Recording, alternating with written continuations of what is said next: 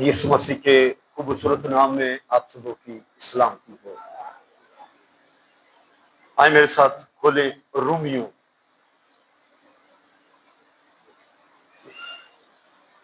8वां बाब 35वीं आयत से मैं आपके लिए पढ़ूंगा।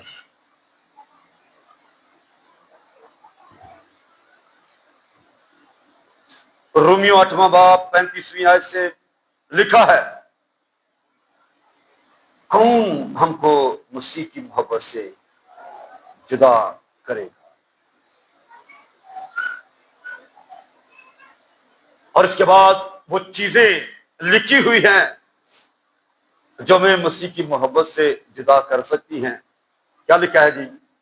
मुसीबत या तंगी या जुल्म या काल या नंगापन या खतरा या तलवार।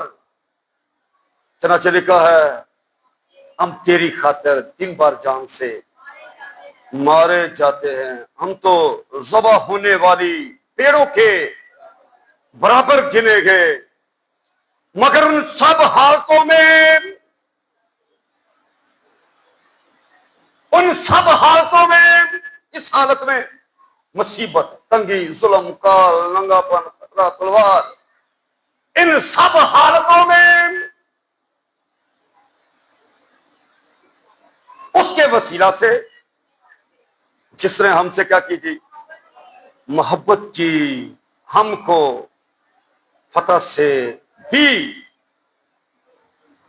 से भी बढ़कर गलबा हासिल होता है।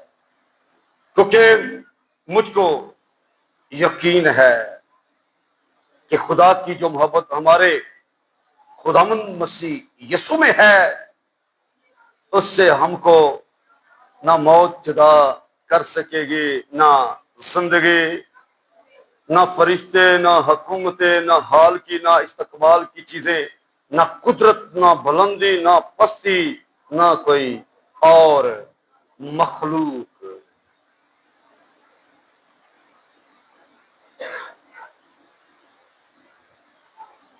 कौन हमको मसीह की मोहब्बत से जुदा करेगा?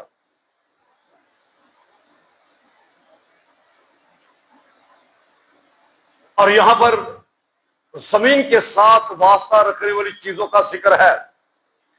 पहली चीज कौन सी लिखी? मुसीबत। और उसके बाद तंगी, जुल्म, काल, नंगापन, खतरा, तलवार। किन चीजों का जिक्र है? जिनका तल्लुक जमीन के साथ है। उन चीजों का जिक्र करते हुए सवाल किया गया, कौन हमको मसीह की मोहब्बत से क्या करेगा जी? जुदा करेगा। और आगे 38वीं आयत को सुने, क्योंकि मुझको यकीन है। अगली बात सुने, मुझको यकीन है कि खुदा की जो मोहब्बत हमारे खुदावंद यीशु मसीह में है, उससे हमें आगे क्या लिखा जी? ना मौत जुदा कर सकेगी, ना जिंदगी, ना हुकूमतें, ना हाल की, ना इस्तकबाल की चीजें, ना कुदरत, ना बुलंदी, ना पस्ती, ना कोई और मखलूक। फिर उन चीजों का नाम लिया गया है जो इनसे कई गुना बढ़ के हैं। मुसीबतें हमें कैसे मसीह की मोहब्बत से जुदा कर सकती हैं? तंगी, काल, हमें तो मसीह की मोहब्बत से मौत भी जुदा नहीं कर सकती।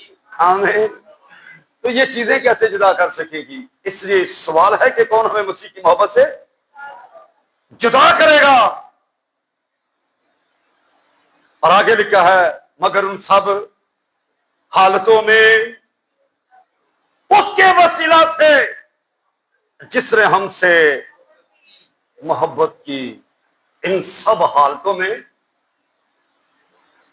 उसके वसीला से जिसने हमसे मोहब्बत की। आगे के लिखा जी, फतह से बढ़कर, फतह से भी बढ़कर, आगे के लिखा जी, गलबा हासिल होता है। मगर उन सब हालतों में उसके वसीला से जिसने हमसे क्या की जी, मोहब्बत की। फतह से भी बढ़कर गलबा किसके वसीला से, जिसने हमसे क्या की जी, मोहब्बत की। उसके वसीला से ये गलबा है। किसने मोहब्बत की आपसे, बोलो ना जी, खुदा ने। किसने मोहब्बत की है, खुदा ने। कैसे की है, यीशु मसीह के वसीला से।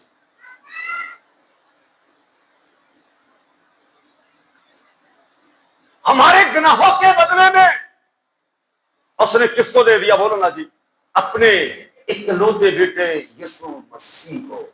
हमारे गुनाहों के हमारे गुनाहों के फिदिया में, एक तरफ आपके गुनाह और एक तरफ कौन है जी, खुदा का बेटा यीशु मसीह, उसका इकलौता बेटा। गुनाहों के बदले में किसको दिया गया, बोलो ना मेरे साथ जी, उसने अपने इकलौते बेटे को हमारे गुनाहों के फिदिया में दे दिया।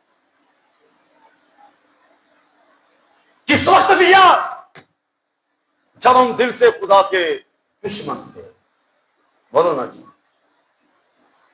अब आप सोचेंगे हम कब खुदा के दिल से दुश्मन थे। उस वक्त दिल से दुश्मन थे जब खुदा ने कहा था कि बाग के हर दरख्त का फल खाना, एक की बाबत मना किया, उसे ना खाना। बोलो ना जी, नाफरमानी हुई कि नहीं।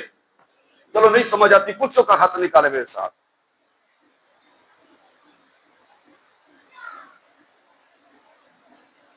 और सुने गौर से,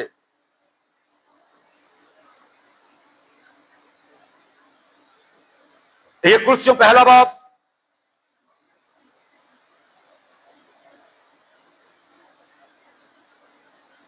बाईसवीं, बल्कि किसी से सुन ले, उसने अब उसके जिस्मानी बदन में मौत के वसीला से तुम्हारा भी क्या कर लिया जी, मेल कर लिया। और आगे क्या लिखा है, जो पहले खारिज, किससे खारिज, हमेशा की जिंदगी से, अदम से खारिज, हमेशा की जिंदगी से खारिज। जो पहले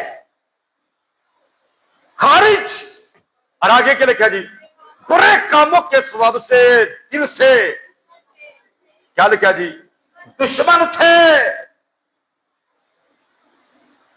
पहले खारिज, दिल से दुश्मन, नाफरमानियों के स्वभाव से, बुरे कामों के स्वभाव से खुदा के दुश्मन। खुदा ने उस वक्त आपसे मोहब्बत की जब आप दिल से खुदा के दुश्मन थे। अब मुझे ये बताओ, जब आप दिल से दुश्मन थे, नाफरमान थे, उस वक्त खुदा ने ऐसी मोहब्बत की है, तो जब आपने उसके बेटे यीशु को कबूल कर लिया है, तो अब आप दुश्मन न रहे, बल्कि अब आप क्या बन गए, खुदा के फरजंद बन गए, खुदा के बेटे बेटियां बन गए। कैसे, उसके बेटे यीशु पर ईमान लाने से, उसको कबूल करने से आप खुदा के फरजंद हो। अगर खुदा दुश्मन से ऐसी मोहब्बत करता है, तो मुझे बताओ अपने फरजंदों से, अपने बेटे बेटियों से वो कैसी मोहब्बत करता है। जिसने हमसे, बोलो ना जी, क्या की, मोहब्बत की। जिसने आपसे मोहब्बत की है, ऐसी मोहब्बत की है जैसी कोई भी कर नहीं सकता, कि बाप ने दुनिया से ऐसी मोहब्बत रखी कि अपना इकलौता बेटा बख्श दिया, ताकि जो कोई उस पर ईमान लाए हलाक खारिज होने के बायस, दिल से दुश्मन होने के बायस हलाक ना हो, बल्कि ईमान लाने के बायस हमेशा की जिंदगी का वारिस।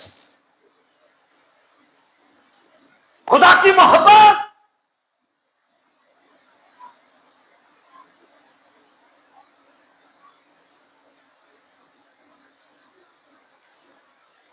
मगर उन सब हालतों में उसके वसीला से जिसने हमसे क्या की जी, मोहब्बत की। आगे क्या लिखा जी, हमको, बोलो मेरे साथ, हमको फतह से भी बढ़कर क्या होता है जी, गलबा। फतह तो लोगों को मालूम है, लेकिन गलबा जो है शायद उसका उस तरह पता ना हो। और अगर कोई ये समझता है कि मुझे पता है, तो जरा अपने दिल में ठहरा ले कि मुझे क्या पता है। फिर मैं भी पता बताऊंगा, फिर अपना पता और मेरे वाला पता मिलाना आपस में, फिर आपको पता चलेगा नहीं पता था। फतह से भी बढ़कर, फतह का मतलब है दुश्मन को क्या कर लेना जी, मगलूब। बोलो ना मेरे साथ, दुश्मन को क्या कर लेना, मगलूब कर लेना। हमको सिर्फ फतह मिली है, बोलो ना जी, कि फतह से भी बढ़कर, आगे क्या लिखा है, गलबा। फतह का मतलब दुश्मन को मगलूब करना, और गलबे का मतलब है मगलूब करने के बाद उस पर बादशाही करना। बोलो ना हालेलुया। आपने सिर्फ दुश्मन को यानी इब्लीस को सिर्फ मगलूब ही नहीं किया, आप उस पर क्या कर रहे हो, बोलो ना जी, बादशाही कर रहे हो। लेकिन ना बस खुदा के ताबे और इब्लीस का मुकाबला करो, वो तुमसे क्या होगा, भाग जाएगा। आज आपके छोटे छोटे बच्चे उठ के इब्लीस को हुक्म दे रहे होते हैं। बोलो ना, क्या हुक्म देते हैं, बोलो ना, निकल जा। बोलो ना जी, क्या हुक्म देते हैं, निकल जा। बोलो, निकलता है कि नहीं, निकल जाता है। तो इसका मतलब है कि आपने इब्लीस को सिर्फ मगलूब ही नहीं किया, बल्कि आप उस पर बादशाही कर रहे हो, आप उस पर इख्तियार रखते हो। जैसे खुदा ने कायम को कहा, तेरा मुंह क्यों बिगड़ा हुआ है, अगर तू भला करे तो क्या तू मकबूल ना होगा। गुनाह तेरे दरवाजे पर दबका बैठा और तेरा मुश्ताक है, पर तू उस पर गालिबा, वो तुझ पर बादशाही ना करे, तू उस पर गालिबा, तू उस पर इख्तियार रख, तू उस पर बादशाही कर। इन सब हालतों में आप तंगी में हैं, काल में हैं, तलवार के साए के नीचे हैं, पर इन सब हालतों में जिसने आपसे मोहब्बत की है, उसी ने आपको उसी के वसीला से फतह से भी बढ़कर गलबा दिया है। आमीन। इसलिए तंगी, तलवार, काल, मुसीबतों से कभी परेशान नहीं होना। सिर्फ फतह ही आपकी नहीं, बल्कि फतह से बढ़कर गलबा आपका है। हालेलुया। गलबा किनका है, आपका है। और ये कैसे मिला है, किसने दिया है, जिसने आपसे मोहब्बत रखी है, ऐसी मोहब्बत रखी है कि सिर्फ फतह ही नहीं, बल्कि फतह से बढ़कर गलबा। अगर यकीन नहीं आता तो फिर यीशु की जिंदगी पर जरा गौर करो, किस तरह उस पर वार किए गए। बोलो ना जी, जिसको हमारे फिदिया में दिया वो मर गया। बोलो ना जी, हमारे गुनाहों की कीमत अदा करने के लिए वो क्या हो गया जी, मर गया। मर के पड़ा रहा ना, बोलो ना जी, क्या हुआ, फिर क्या हो गया, जिंदा हो गया। फिर कब मरेगा, बोलो, फिर कभी मरने का नहीं, क्योंकि उसने सिर्फ फतह ही नहीं पाई, बल्कि फतह से बढ़कर गलबा। जिंदा होकर उसने मौत को ललकारा। क्या मौत तेरी फतह कहां रही, मौत और आलम रुआ की कुंजियां मेरे पास है, मैं मर गया था, अब जिंदा हूं, और अब्दुल अब्बास क्या होगा जी? जिंदा रहूंगा। फतह से बढ़कर गलबा मेरे पास है, और मैं ये गलबा आपको दूंगा। आमीन। उसी के वसीला से आपको फतह से बढ़कर गलबा हासिल है। आमीन। चंद रोजा है ना, बोलो ना जी, चंद रोजा है, चंद हफ्ते रहेगा। यीशु के बारे में लिखा, यीशु कल आज बल्कि अब तक यकसा है। तो उसका इख्तियार भी क्या है? यकसा है। आप गालिब आए हो, आपका इख्तियार भी यीशु के वसीला से क्या है जी? यकसा। हमेशा के लिए गालिब आ चुके हो। सिर्फ गालिब ही नहीं आ चुके, लेकिन आप फतह से मारकर उसने में गलबा, आपने उसे मगलूब कर लिया है, आप उस पर इख्तियार रखते हो। इसलिए लिखा, मगर उन सब हालतों में उसके वसीला से जिसने हमसे मोहब्बत की, हमको आगे क्या लिखा जी? फतह से भी बढ़कर क्या किया है जी? गलबा हासिल होता है। कब यह हासिल हुआ या कब हासिल होता है? जिनके पास यह गलबा है, याद रखे, कायम रहे। पर जिनको अभी तक ये तजर्बा नहीं, वो कैसे इस गलबे को हासिल करें? सबसे पहले उनको मालूम होना चाहिए कि जिसका ये ईमान है ना, यीशु ही मसीह है, वो खुदा से पैदा है। वो क्या हुआ है? खुदा से पैदा हुआ है। जिसका ये ईमान है कि यीशु ही मसीह है,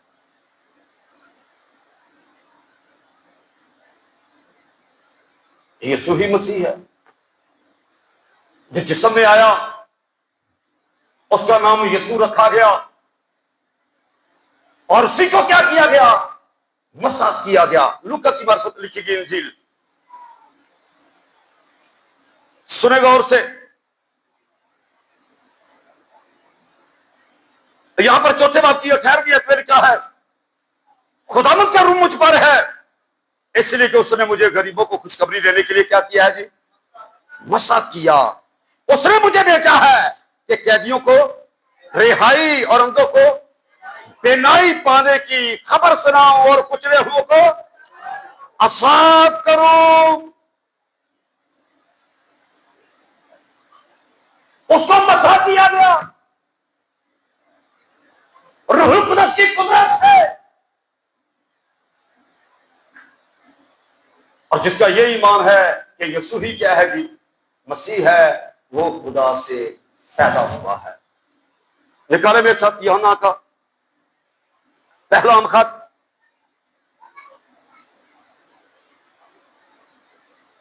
और इस बात को समझो कि यीशु ही मसीह है। पतरस ने यीशु के मुर्दों में से जी उठने के बाद यही मनादी की कि यीशु क्या है जी? मसीह है। यूहन्ना का पहला खत,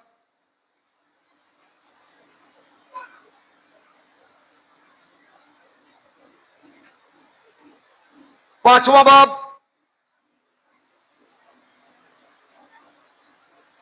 पहली आयत, क्या लिखा है? जिसका ये ईमान है कि यीशु ही मसीह है, आगे क्या लिखा है? वो खुदा से पैदा हुआ है। जिसका ये ईमान है यीशु ही मसीह है,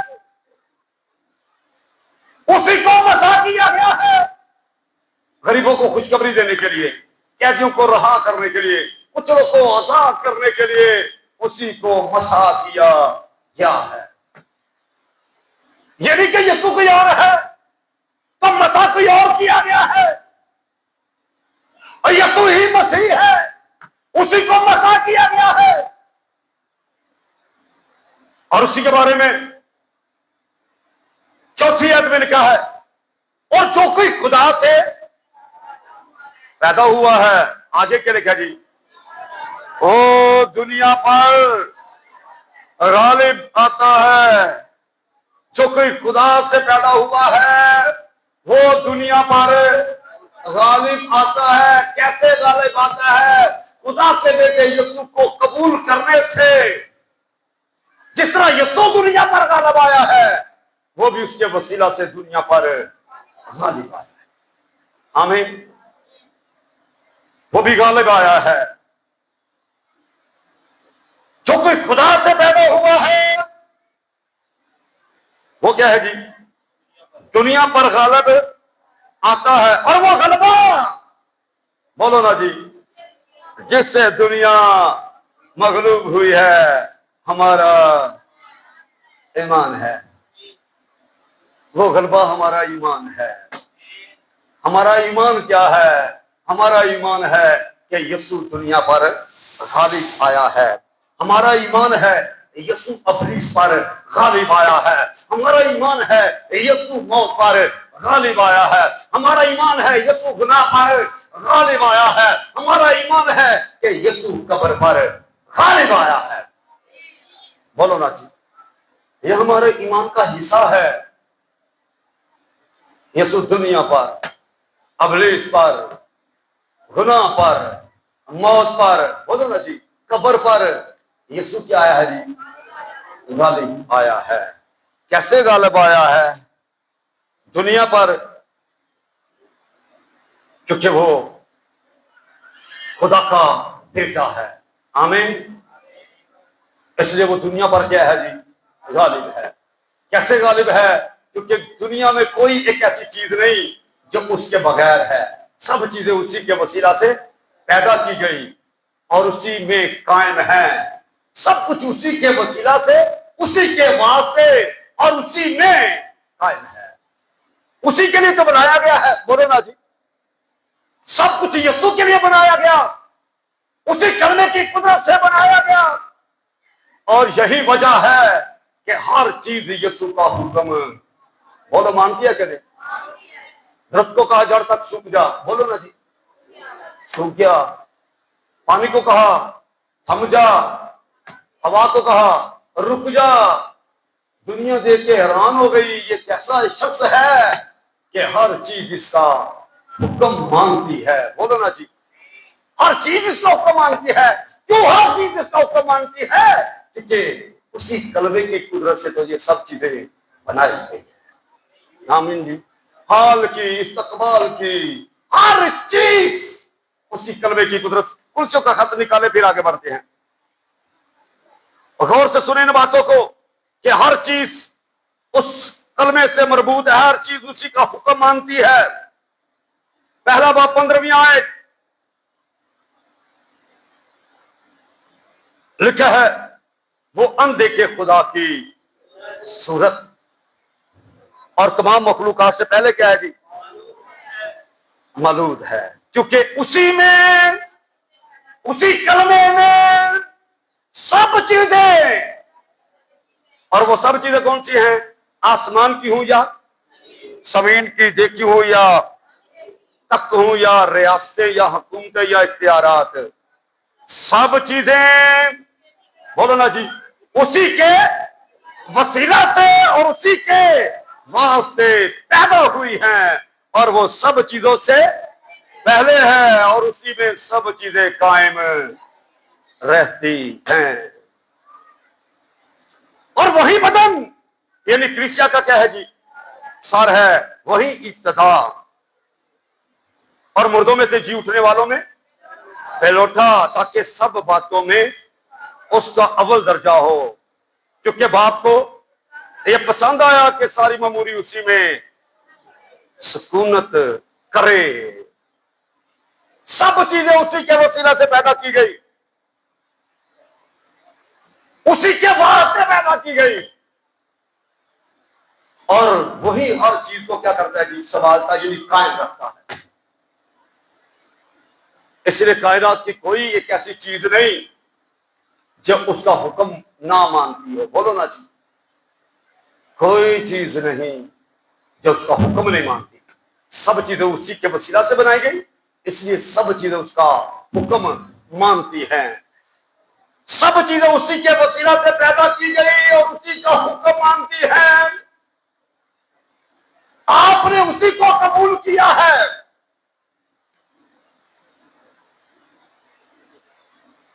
और कबूलियत के सबब से आप भी क्या हो जी, खुदा के फरजंद। बोलो ना जी, आप भी खुदा के फरजंद हैं। और मसीह के क्या हैं? हम मेरास। मसीह के क्या बन गए जी? हम मेरास। जब हम ये चीजें देखते हैं तो फिर हमें मालूम होता है, फिर हमें पता चलता है कि ये फतह से भी बढ़कर गलबा हमें कैसे मिला है। आमीन। तो फैसला यह है कि ये गलबा हमें यीशु मसीह के वसीला से मिला है। हमने मसीह को कबूल किया है और मसीह को कबूल करने के सबब से हम खुदा के फरजंद हैं। तो जब खुदा के फरजंद हैं तो उसी के वसीला से हमें फतह से भी बढ़कर क्या मिलता है? गलबा मिलता है। और यहां पर लिखा है, जो कोई खुदा से पैदा हुआ है वो दुनिया पर गालिब। दुनिया पर क्या आता है जी? गालिब आता है। और दुनिया क्या है? आंखों की ख्वाहिश, जिस्म की ख्वाहिश और जिंदगी की शेखी, ये दुनिया है। वो इस दुनिया पर गालिब आता है।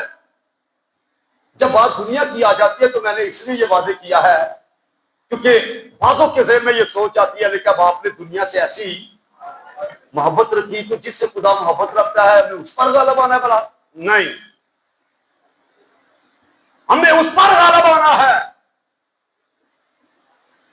जिनके बारे में लिखा है, दुनिया और दुनिया की ख्वाहिश दोनों मिटती जाती है। उन चीजों पर क्या आना है? खाली आना है। और यहां पर लिखा है, जो कोई, यूहन्ना का पहला खत 5वां बाब 4थी आयत, जो कोई, बोलो ना जी, खुदा से पैदा हुआ है वो दुनिया पर क्या आता है जी? गालिब आता है। चले ये पढ़ी ले, जरा वाज़ेह हो जाए।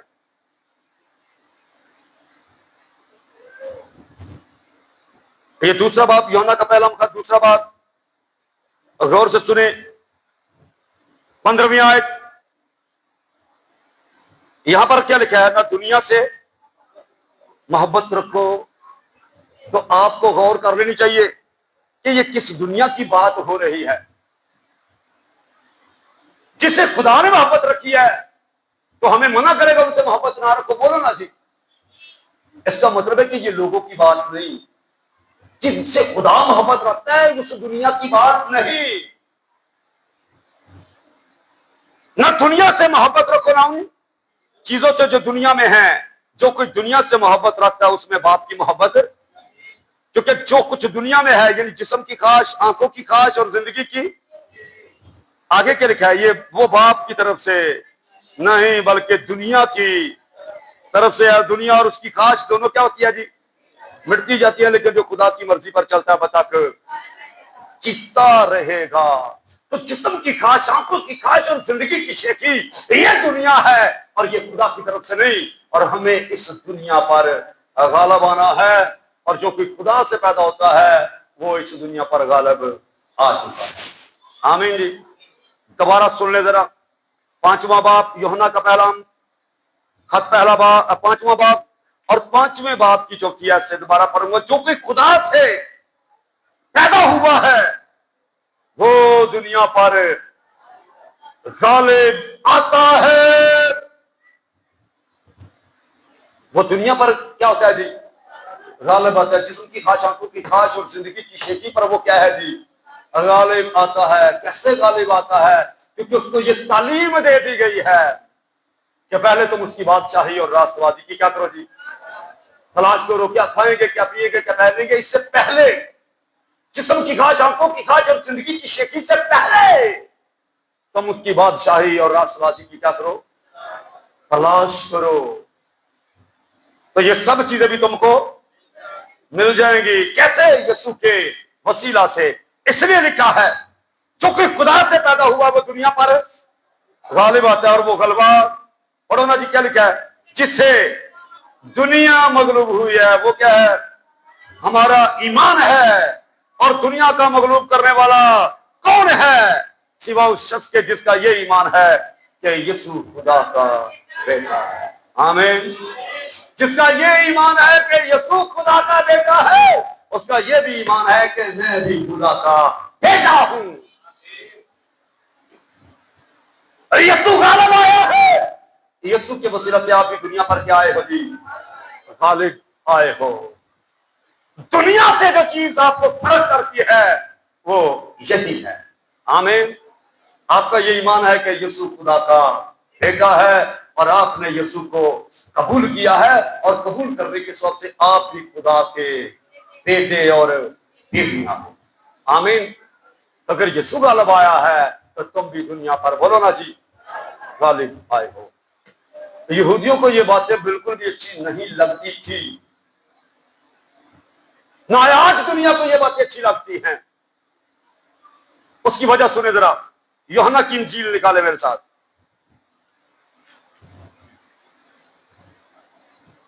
5वां बाब। यूहन्ना की इंजील 5वां बाब,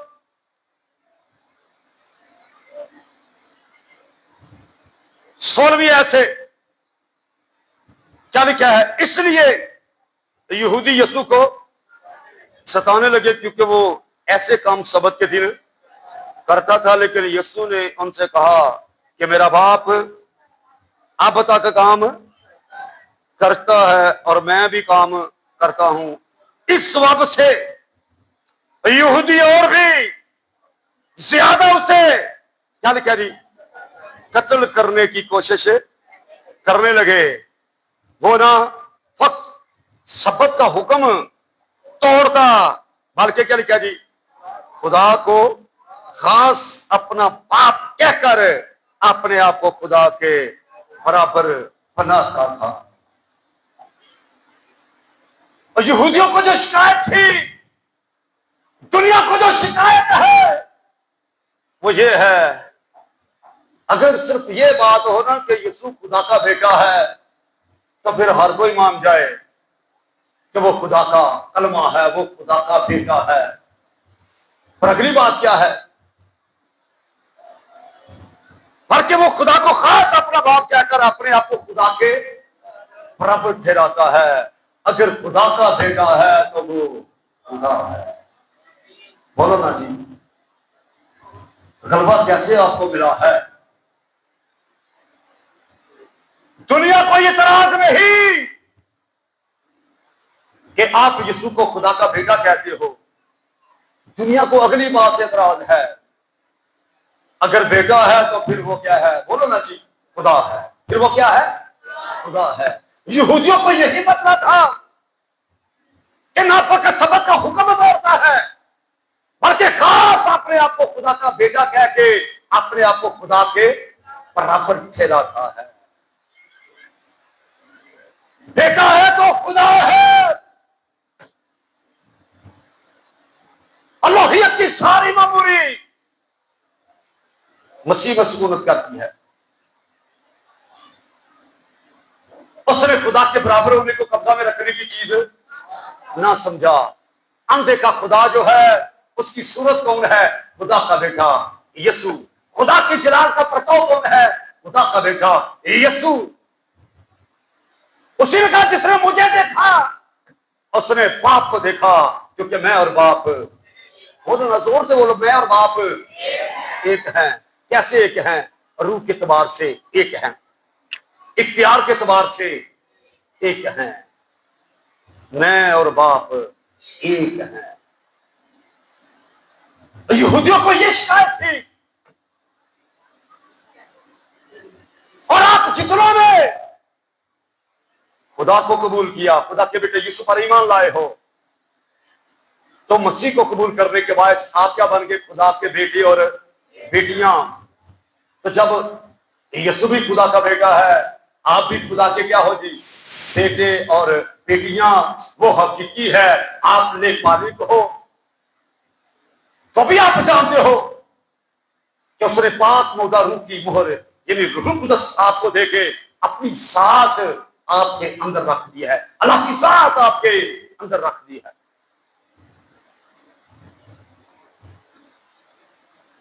तो इस तरह से खुदा के बेटे और बेटियां होने के नाते मैंने क्या बताया, आप क्या हो, मसीह के हम मेरास।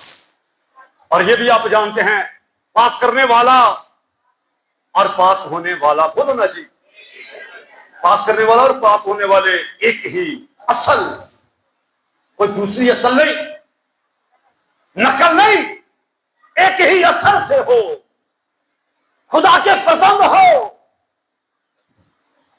और अगर खुदा के फर्जंद हो तो फिर दुनिया पर, बोलो ना जी, गालिब है। आमीन। इसलिए लिखा है, मगर उन सब हालतों में उसके वसीला से जिसने हमसे क्या की जी, मोहब्बत की, हमको फतह से भी बढ़कर क्या होता है, गलबा हासिल होता है। और ये गलबा हमें खुदा के बेटे यूसुफ पर ईमान लाने से हासिल होता है। आमीन। क्योंकि हम मसीह के हम मेरास बन जाते हैं। पर यहां पर जो बात लोगों की समझ में नहीं आती वो ये है कि हमें अगर गलबा मिला है, सिर्फ फतह ही नहीं, फतह से भी बढ़कर गलबा मिला है, तो फिर ये दुख, मुसीबतें, तंगी, बोलो ना जी, ये साथ साथ फिर क्यों चलते हैं?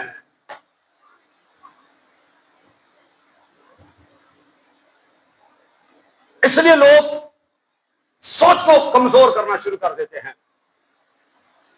लेकिन याद रखो, लिखा है, कौन हमको मसीह की मोहब्बत से जुदा करेगा? मुसीबत, तंगी या जुल्म का नंगापन या खतरा तलवार, चनाचे हम, लिखा है, तेरी खातर दिन भर जान से मारे, हम तो ज़बा होने वाली भेड़ों के बराबर गिने गए। मगर उन सब हालतों में उसके वसीला से जिसने हमको, हमसे क्या की जी, मोहब्बत की, और हमको फतह से भी बढ़कर क्या किया जी, गलबा हासिल होता है। क्योंकि हमको क्या लिखा जी, यकीन है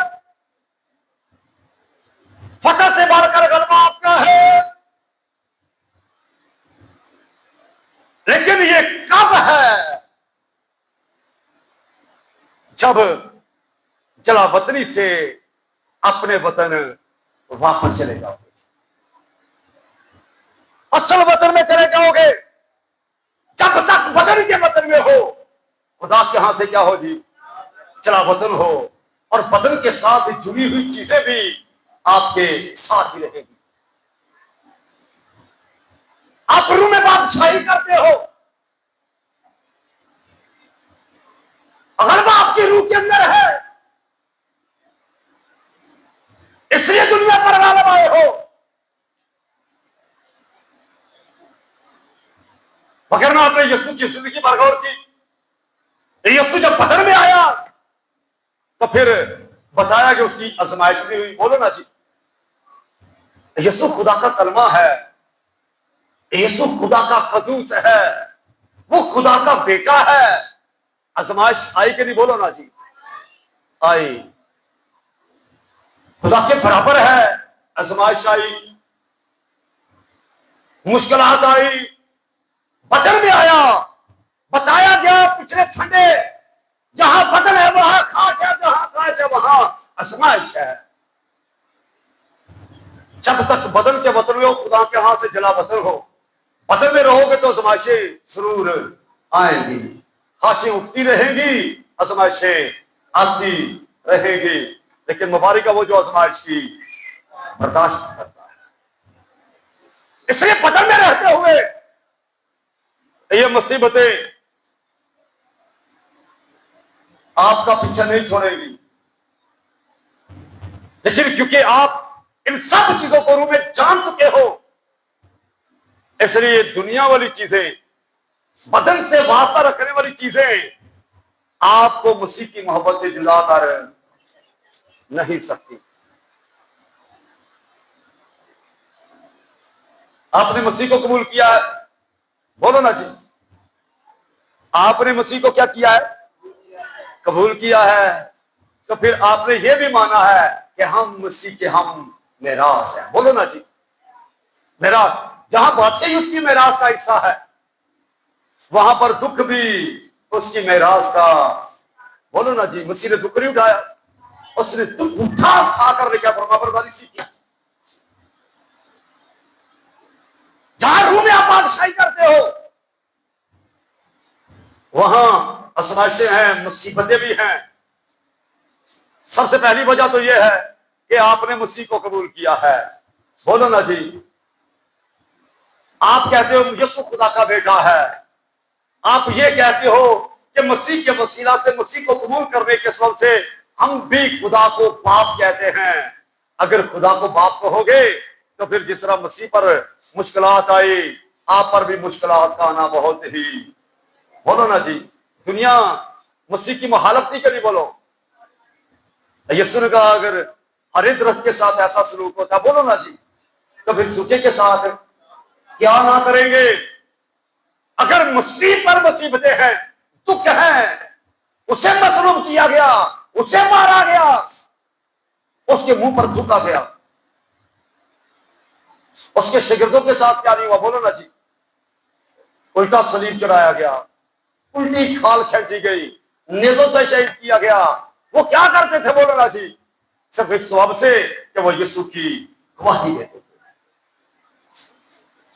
तो भाई मत भूलना कि आप यीशु की गवाही दो और कोई मुश्किल ही ना अपनाए, बोलो ना जी।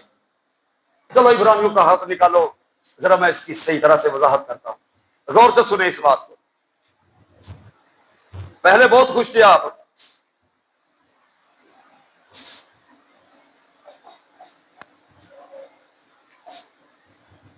इस बात के लिए खुश थे कि हमें फतह से भरकर, जी बोलो ना जी, गलबा।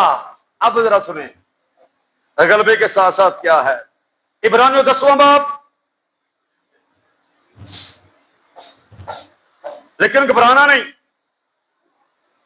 25वीं ऐसे पढ़ रहा हूं, लिखा है लेकिन उन पहले दिनों को, बोलो ना जी, याद करो कि तुमने मुनव्वर होने के बाद, मसीह को कबूल करने के बाद, तौबा करने के बाद, बोलो ना जी, उन पहले दिनों को याद करो कि तुमने मुनव्वर होने के बाद दुखों की बड़ी खखेड़ उठाई। कुछ तो यूं कि लान तान और मुसीबतों के बायस तुम्हारा तमाशा बना, और कुछ यूं कि तुम उनके शरीक हुए जिनके साथ ये बदसलूकी होती थी। ओ भाई, तुम शरीक ही उनके हुए हो जिनके साथ बदसलूकी होती थी। मसीह के साथ बदसलूकी हुई, शागिर्दों के साथ बदसलूकी हुई, और भी ईमानदारों के साथ जगह पे जगह बदसलूकी होती है। उसकी वजह क्या है? आपने मसीह को कबूल किया है, आप मसीह के आम में रास हो। सबसे पहले मुनव्वर होने के बाद दुखों की खकेड़, मुसीबतों का सामना, दुखों का सामना। दुनिया मुखालिफ हो जाती है, रिश्तेदार मुखालिफ हो जाते हैं। क्यों? क्योंकि आप जब उनके बुरे कामों में शरीक नहीं होंगे तो वो आपके मुखालिफ होंगे, बोलो ना जी। घर वाले आपके मुखालिफ हो जाएंगे। क्यों? क्योंकि आपने मसीह को क्या कर लिया है जी? कबूल कर लिया है। अगर तुम भी बुरे के साथ बुरे और अच्छे के साथ अच्छे हो जाओ, कोई मुखालफत करेगा, बोलो ना जी? फिर कोई मुखालफत नहीं करेगा। और अगर बुरे को बुरा कहोगे, अच्छे को अच्छा कहोगे, और फिर कहोगे आराम से रहे, बोलो ना जी, बोल दो ना। फिर नामुमकिन है, क्योंकि आप उनके शरीक हो गए। जिस तरह यूहन्ना अपने खत में कहता है, हमारे शरीक हो जाओ, क्योंकि हमारी शराकत बाप और उसके बेटे यीशु के साथ है, जिन्होंने बेटे के साथ ऐसा किया। बोलो ना जी, तुम्हारे साथ क्या ना करेंगे। मुनव्वर होने के बाद दुखों की बड़ी खखेड़ उठाई। कुछ तो लान तान के स्वभाव से तमाशा बने, कुछ इसलिए हुआ कि तुम उनके शरीक हो गए हो। बोलो ना जी, किनके? शागिर्दों के, जिनके साथ बदसलूकी होती थी। तो बोलो ना जी, शागिर्दों के साथ क्या ना हुआ? फिर आप कैसे उम्मीद कर लोगे कि हमारे साथ ये नहीं होगा? बोलो ना जी। लेकिन इन सब हालतों में, दुखों की हालतों में, जब तलवार सर पर लटक रही होगी, याद रखो, जब बड़ी मुश्किल का वक्त होगा, वही तुम्हारा गवाही देने का मौका होगा। आमीन। बाइबल गवाह है, हिस्ट्री गवाह है इस बात की। जिन जिन लोगों ने बड़ी बड़ी मुसीबतें उठाई, उन्हीं के वसीला से खुदा ने अपनी कुदरत को भी कसरत से जाहिर किया है। आमीन। जो मुसीबत नहीं उठाते, वो मुआवजे भी नहीं करते। यीशु की आजमाइश देखो, इससे पहले कि यीशु मुर्दे जिंदा करता, लंगड़ों को चलाता, कोई पाक करता, पहले उसकी आजमाइश शुरू हो गई। इससे पहले मुर्दे जिंदा करो, आजमाइश का होना बहुत ही जरूरी है। लंगड़े आपके वसीला से चलने वाले हैं, मुर्दे आपके वसीला से जिंदा होने वाले हैं, बड़ी बड़ी कुदरतें आपके वसीला से जाहिर होने वाली हैं। तो पहले आजमाइश का आना बहुत ही जरूरी है। जिन जिन लोगों ने आजमाइशों की बर्दाश्त की है, वही लोगों की तब्दीली का सबब भी बने हैं। जिन्होंने मुसीबतें उठाई हैं, वही रूहानी बेदारी का भी सबब बने हैं। इसलिए मुसीबतों से कभी नहीं घबराना। ये जान लेना कि हम मसीह के हम निराश हैं। अगर बादशाही हमारी है, हमेशा की जिंदगी हमारी है, निजात हमारी है, तो फिर दुख भी, बोलो ना जी, उनको भी खुशी से गले लगाओ ना। मुसीबतों को घबराना नहीं, उनको भी खुशी से गले लगाओ। वही तुम्हारा गवाही का मौका है। दूसरों के लिए गवाही होगी, बहुत बड़ी गवाही होगी। आमीन। कब? जब खुदा अपनी कुदरत को जाहिर करता है। इस्राएलियों के बारे में क्या है? 400 साल गुलामी के बाद जब वो आजाद किए गए, तो लिखा गैर कौमों में ये चर्चा था, क्या इनके खुदा ने ये किया है। इनके खुदा का ये काम है। 400 साल गुलामी के बाद भी खुदा निकालने की कुदरत रखता है। आमीन। गैरी कौमां विच ये चर्चा से कि इनका खुदा, इनका खुदा ही है जिनको निकाल के लाया है, मगर ना कोई सूरत हाल नहीं थी कि ये गुलामी से निकलकर वापस आए। आमीन। पर खुदा सब कुछ करने की कुदरत रखता है, जिसने हमें फतह से भी बढ़कर गलबा बख्शा है। मगर उन सब हालतों में, जब मुसीबतें आपके ऊपर होंगी, तंगी, दुनिया जुल्म कर रही होगी, काल के स्वर से भूखे और गरीबी के स्वर से नंगे, और खतरा तलवार लटक रही होगी, चनाचे लिखा हम तेरी खातिर दिन भर जान से मारे जाते हैं। मगर उन सब हालतों में, इससे भी अगर बुरी हालत हो जाए, क्या लिखा है? मगर उन सब हालतों में उसके वसीला से जिसने हमसे क्या की थी? मोहब्बत की, हमको फतह से भी बढ़कर गलबा हासिल होता है। यीशु मर गया, मर के कब्र में चला गया। बोलो ना जी। इब्लीस खुश हो गया कि मुझे मगलूब करने वाला खुद मर गया है, पर नहीं जानता था। सुने गौर से, मैं खूबसूरत हवाला आपके लिए पढ़ना चाहूंगा। बाज़ दफा दुनिया दुखों में डाल के ये समझती है कि हमने बहुत फतह कर ली है, लेकिन बाइबल हमें बहुत बड़ी तसल्ली का पैगाम देती है, और ये खूबसूरत बात हमें सिखाती है। सुने गौर से, इब्रानियों पहला बाब 14वीं ऐसे पढ़ रहा हूं, सुने गौर से। बस जिस सूरत में, आगे क्या लिखा जी, कि लड़के खून गोश्त में क्या है? शरीक हैं। इब्रानियों दूसरा बाब 14वीं आयत, अच्छी सूरत में के लड़के खून और गोश्त में क्या है जी, शरीक हैं, तो वो खुद भी उनकी तरह, आगे क्या लिखा जी, उनमें शरीक हुआ, उसने भी बदन ले लिया, ताकि मौत के वसीला से उसको, आगे क्या लिखा जी, जिसे मौत पर कुदरत हासिल थी, यानी अबलीस को क्या कर देगी, तबाह कर दे। जिसको मौत पर कुदरत हासिल थी, मरना बहुत जरूरी था, क्योंकि उसको मौत पर क्या थी, कुदरत हासिल थी। यीशु भी मर गया, मर के क्या हुआ, बोलो ना जी, कब्र में रहा ना पड़ा रहा, बोलो, कब्र में पड़ा नहीं रहा, बल्कि मौत के बंद खोल कर, बोलो ना जी, कब्र के बंद खोल कर तीसरे दिन क्या हुआ, मुर्दों में से क्या हुआ, जी उठा, जिंदा हो गया। इस तरह उसने मार के मौत को क्या जी, शिकस्त दी।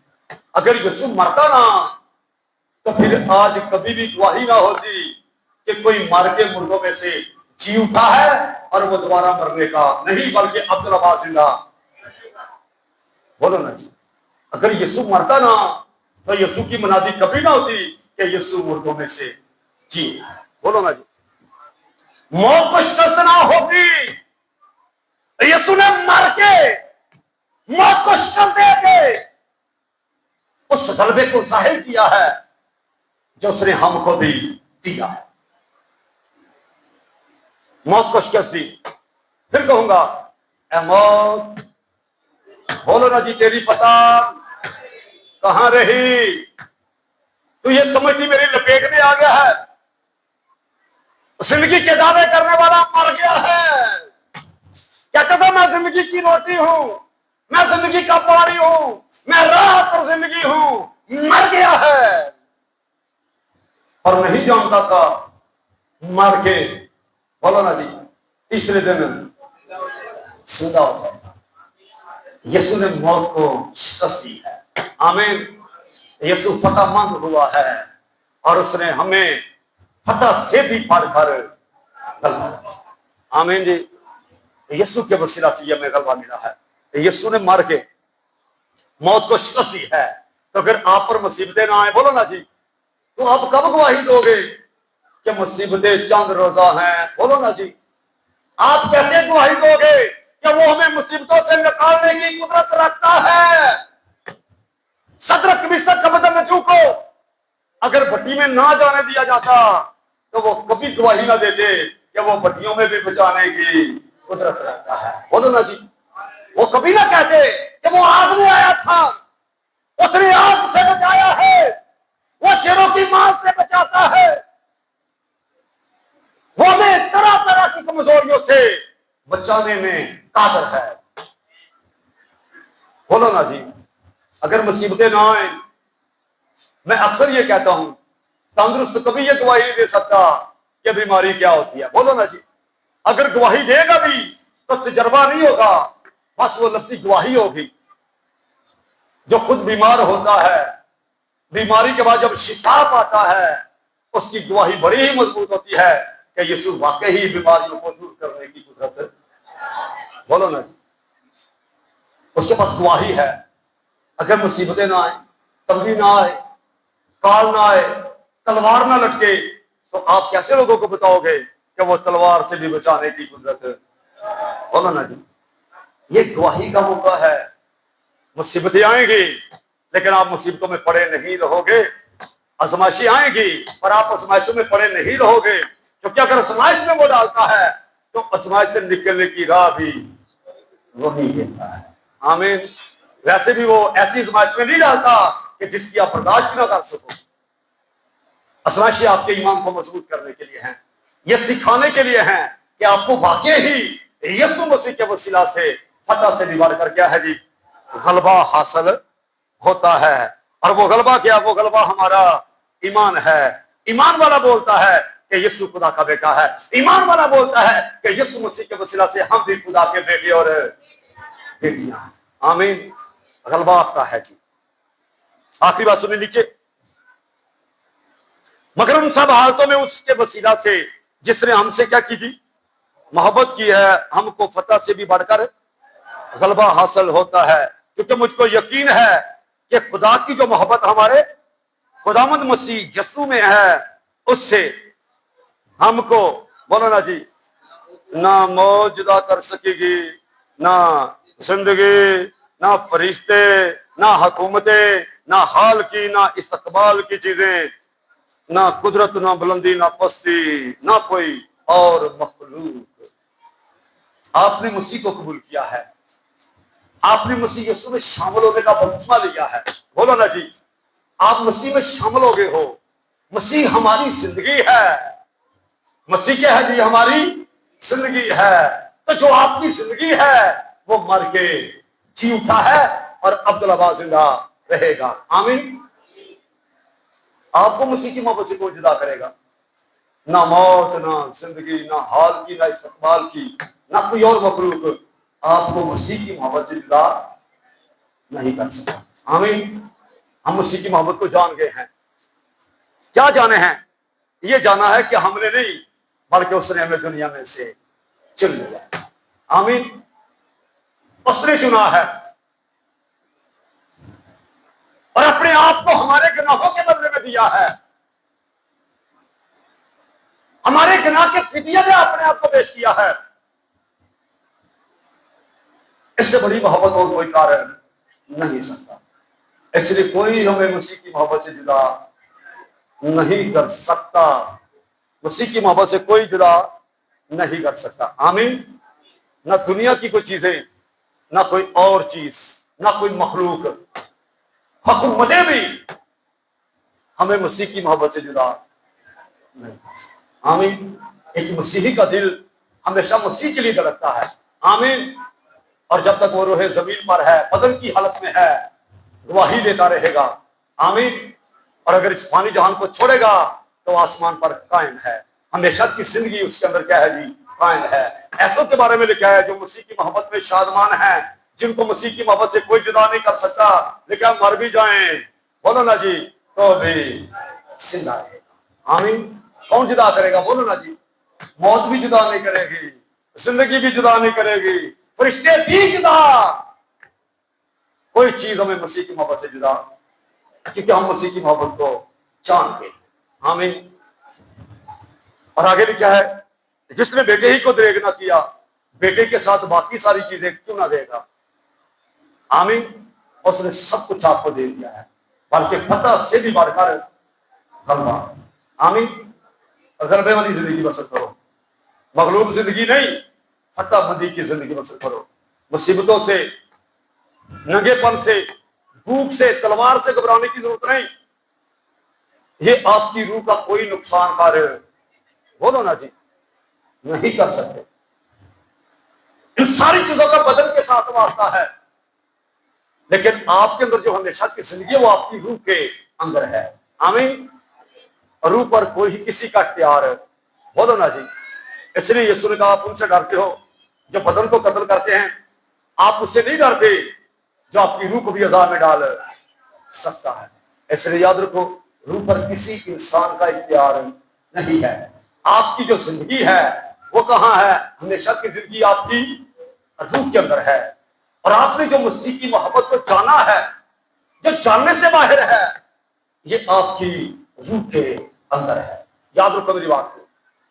मसीह की मोहब्बत की लंबाई, चौड़ाई, ऊंचाई, गहराई को कोई नहीं नाप सकता जब तक उसके बातिन की आंखें रोशन हो जाए, जब तक वो रूह में मालूम ना कर ले कि उसने हमसे कैसी मोहब्बत की है। आमीन। और वैसे भी बताना चाहता हूं, खुदा की मोहब्बत जो रूहुल कुदस के वसीला से आपके दिलों में, आपकी रूह में क्या कर दी गई है जी? रख दी गई है। कोई जुदा नहीं कर सकता। बदन को नुकसान पहुंचा सकते हैं, लेकिन आपकी रूह को कोई नुकसान पहुंचा नहीं सकता। अगर कोई रूह को नुकसान नहीं पहुंचा सकता तो फिर आपको मसीह की मोहब्बत से जुदा भी नहीं कर सकता। आमीन। मसीह की मोहब्बत भी कायम है, दायमी है। बोलो ना जी, मोहब्बत क्या है?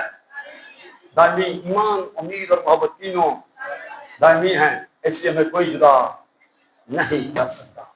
आपको फतह से भी बढ़कर क्या हासिल है? गलबा। तो गलबे वाली जिंदगी बसर करो, मखलूक जिंदगी नहीं। खुदा आपकी इस्लाम की वसीला से